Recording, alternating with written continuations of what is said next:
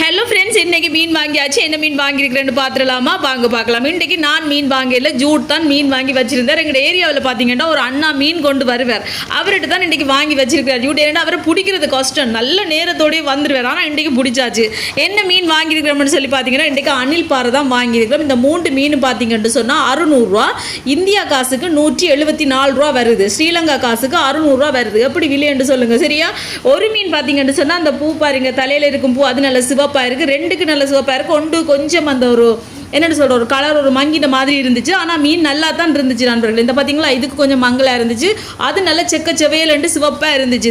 Any இது எல்லாத்தையும் கடை துப்புரவாக்கி குழம்பு வைக்க வேண்டியதான் ஃப்ரெண்ட்ஸ். இன்றைக்கி நல்ல வெயில் அடிக்குதா, இன்றைக்கி செம்ம வேலை. ஏன்னு சொல்லுங்க, இந்த வெயிலை விட்டால் பிடிக்கிறது கஷ்டம், திடீரெண்டு மழை வருமோ இல்லையோ தெரியாது, அதால தான் சரியா. ஏனி இதெல்லாம் கடை துப்புரவாக்கி சமைக்க வேண்டியதான். நீங்களாம் சமைச்சிட்டிங்களா? வீடியோ பிடிச்சிருந்தா மறக்காம சேனலை சப்ஸ்கிரைப் பண்ணுங்க. Bye data.